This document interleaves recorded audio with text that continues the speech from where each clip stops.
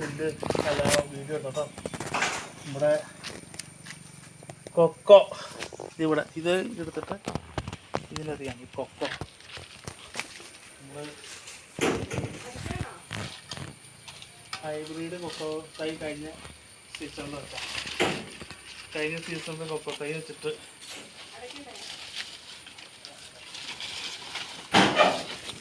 ആ സംഭവം നല്ല രീതിയിൽ തന്നെ വന്നു.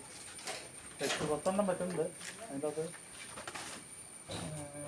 ഒരെണ്ണം കാച്ചു അപ്പുറ സൈഡിലേക്ക് ചെല്ലുമ്പോൾ ഇത്തവണ ഇത് മഴയത്ത് വന്ന് ഇപ്പോൾ ഞാൻ ഇതിൻ്റെ അവിടുന്ന് വന്നിട്ട് ഈ സാധനം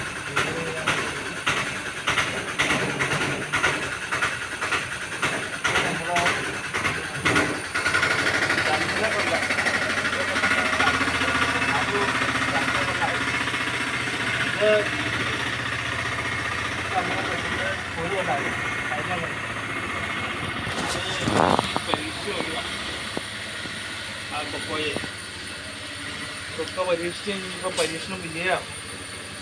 അത്യാവശ്യം കുഴപ്പമൊന്നുമില്ലാണ്ട് കായകളൊക്കെ ഉണ്ടാകും. അപ്പോൾ നമ്മൾ കുഴപ്പമൊന്നുമില്ലാണ്ട്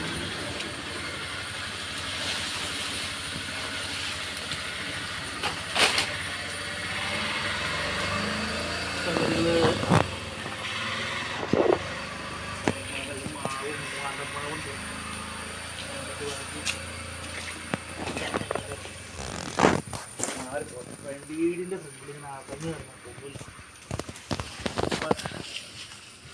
ഈ കുരുമുളകും ഒരു കൊല്ലം ആയോടുകൂടി സംഗതി ഇതായി. അപ്പോൾ നമ്മൾ കൊക്കോ ഒക്കെ നട്ട് കൊച്ചിനെ കൊണ്ട് കൂടെ നടന്ന് ഇതൊക്കെ പറക്കി പിന്നെ പറഞ്ഞാൽ ഇത് ഇനി ആയാലും ഭാവി തലമുറയിൽ അവനാണല്ലോ ഇനി ഇത് നോക്കി പിടിച്ചൊക്കെ ചെയ്യേണ്ട ആൾ. അപ്പോൾ പുള്ളിക്ക് എങ്ങനെയാണെന്നൊക്കെ അത് പറഞ്ഞ് മനസ്സിലാക്കി കൊടുത്താൽ അതേ രീതിയിൽ നമുക്കൊരു ചെറിയ വരുമാനം, ഇതൊക്കെ വരുമാനം പുള്ളിക്കുള്ളതാണ്. പുള്ളിക്ക് പഠിക്കാനും എന്തെങ്കിലും സാധനങ്ങളൊക്കെ മേടിക്കാൻ വേണ്ടിയിട്ട് പുള്ളിയുടെ ഒരു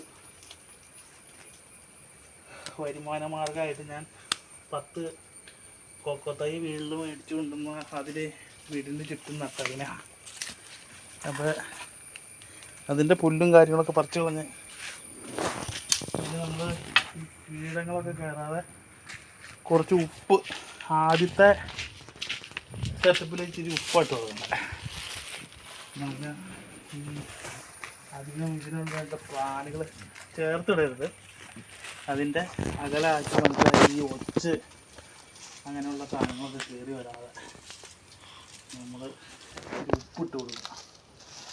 ഉപ്പ് പാക്കറ്റ് 10 രൂപയുടെ പാക്കറ്റ് മേടിച്ച് ഇട്ടാൽ മതി. കുറേ ചേട്ടണം ഇട്ട് കൊടുത്താലും നമ്മളത് തെറ്റി അടിപൊളിയായി. അപ്പോൾ